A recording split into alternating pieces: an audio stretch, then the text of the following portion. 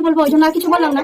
মেয়েটারই দোষ ছিল অ্যাকচুয়ালি, অত কিছুই তুলেনি, ও ক্যামেরাটা অন ছিল, বুঝতে পারেনি। ওটা স্বাভাবিক মেয়েদের হতেই পারে, সব মানুষ তো মোবাইলের সম্বন্ধে জানাশোনা তো জানেও না। বালুরঘাট এক্সপ্রেসে ওই বৃদ্ধটিকে চড় মারার ভিডিওটি কিন্তু সবাই দেখেছেন। ওই ভিডিওটি দেখার পর দুটো দলে বিভক্ত হয়ে গেছে এই সমাজ। কেউ মেয়েটির পক্ষ নিয়েছে, কেউ বা বিপক্ষে। সঠিকটা জানতে হলে এই ভিডিওটা শেষ পর্যন্ত দেখুন, সব কিছুই ক্লিয়ার হয়ে যাবে। একটু টাইম নিন, জাস্ট একটু টাইম দিন, আমি ক্লিয়ার করে দিচ্ছি সবটা। তো শুরু থেকে একটু বলি যে ঘটনা ঘটার আগের মুহূর্তটাকে। ওই বৃদ্ধ ভদ্রলোকটি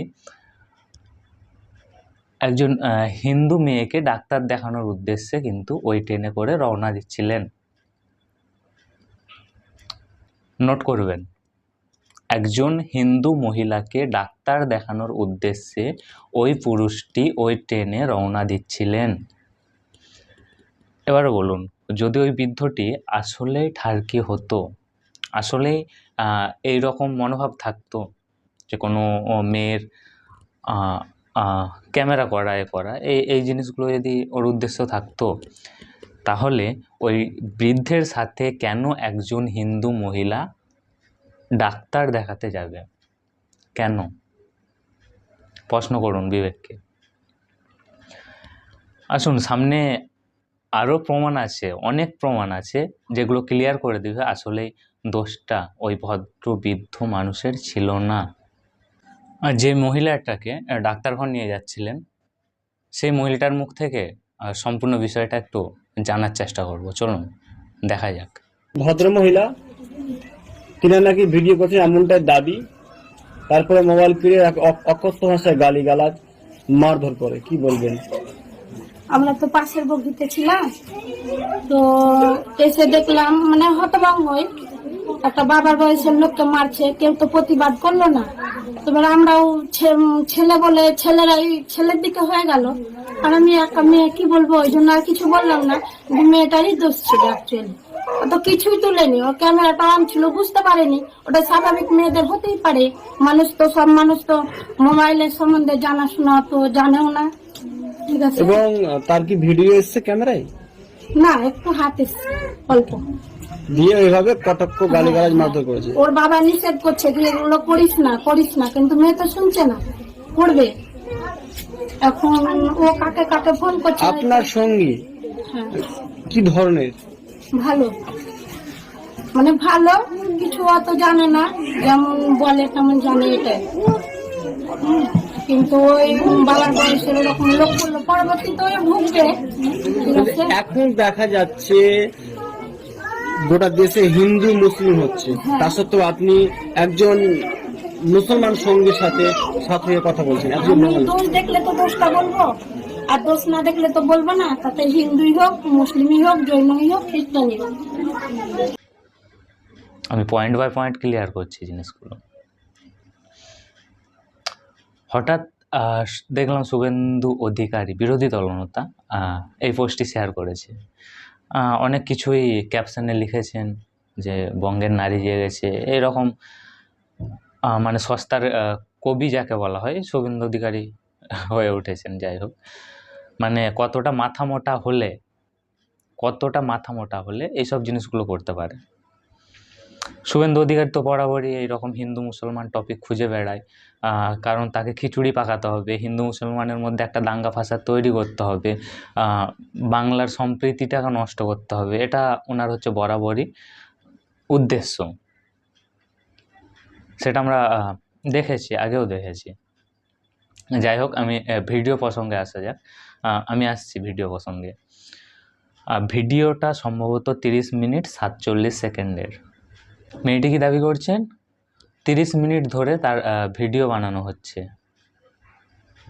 ভিডিওটা সম্পূর্ণ আছে 30 মিনিট 47 সেকেন্ড। আর মেয়েটি 47 সেকেন্ডের একটা প্রুফ দেখিয়ে প্রমাণ করতে চাইছেন বৃদ্ধটি দুশ্চরিত্রের, তার সাথে খারাপ ব্যবহার করেছেন। অনলি 47 সেকেন্ডের একটা ক্লিপ কারো চরিত্রে জাস্টিফাই করতে পারে? আগের 30 মিনিট গায়েব। আগের 30 মিনিটের কোনো ক্লিপ কেন দেখানো হলো না, কেন সামনে নিয়ে আসানো হলো না? আসুন সম্পূর্ণটা ক্লিয়ার করছি, আগের 30 মিনিট কি হয়েছিল। ওই বৃদ্ধটি যেখানে বাইক দাঁড় করিয়েছিল সেখান থেকে ভিডিও স্টার্ট হয়।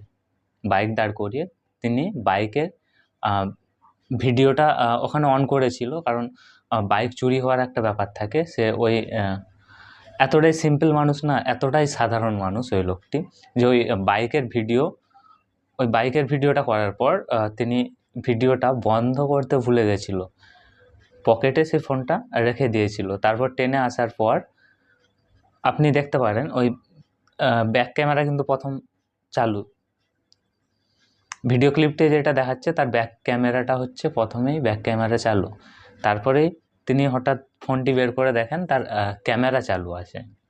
ওই ভদ্রলোকটি এতটা ইনোসেন্ট যে তারপরে বন্ধ করতে যে কোনো কারণবশত ফ্রন্ট চালু হয়ে যায় ক্যামেরাটি। আর আমরা দেশ ঘরে এই জিনিসগুলো জানি, বাবার বয়সী বা আগেকার যারা মানুষ তারা কিন্তু ফোন সঠিক অ্যাঙ্গেলে, কোন অ্যাঙ্গেল কী ধারা, ফোন অত সঠিকভাবে ব্যবহার করতে জানে না। এটা কোনো আশ্চর্যজনক কিছু নয়, এটা ভুলবশত একটা জিনিস মিসআন্ডারস্ট্যান্ডিং হয়ে গেছে, যে ফোন সে বন্ধ করতে চেয়েছিল ভিডিওটা, কিন্তু ফ্রন্ট ক্যামেরা অন হয়ে গেছে, তারপরে জাস্ট একটা হাত এসেছে মেয়েটা, আর ওই ক্লিপটা থ্রু ব্যাপারটা কোথা থেকে কোথাকে নিয়ে চলে যাওয়া হয়েছে। ওই ক্লিপটাকে উদ্দেশ্য করে মেয়েটা অপমানজনক নোংরা ভাষায় গালাগালি করতে থাকে, চড় থাপ্পড় মারতে থাকে, এবং ওই মেয়েটির সাপোর্টে পুরো ট্রেনের কামরা সবাই হাজির হয়ে যায়। কারণ একটাই, বৃদ্ধ মানুষটি ছিল দাড়িওয়ালা মুসলমান। মানে যেটা দেশ জুড়েও চলছিল সেটা আজ বাংলাতেও চলছে।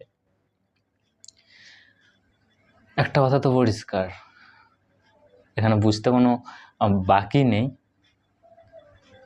যে ঘটনাটাকে নিয়েও একটা পলিটিক্যাল রুটি শেখা চলছে, যেটা শিখছে শুভেন্দু অধিকারী। মানে একজন বিরোধী দলনেতা হয়ে এইসব প্রোপাগান্ডাকে সাপোর্ট করছে শুধুমাত্র ভোট ব্যাংকের জন্য। আপনি নিজেকে প্রশ্ন করুন, আপনি ওই রকম সাম্প্রদায়িক মনোভাবাপন্ন নেতাদের কথাতে পা দিয়ে যদি ফোঁস করতে থাকেন বা সাপের লেজে পা দিতে থাকেন, কিন্তু সবল তো আপনি খাবেন, কারণ এটা ইউপি নয়, এটা বাংলা। কারণ পাল্টা কতদিন চুপচাপ সহ্য করবে? তারাও যখন পাল্টা দিতে শুরু করবে, পাল্টা ঘটনা ঘটাবে, তখন কিন্তু একটা সাম্প্রদায়িক পরিস্থিতির সৃষ্টি হয়ে যাবে।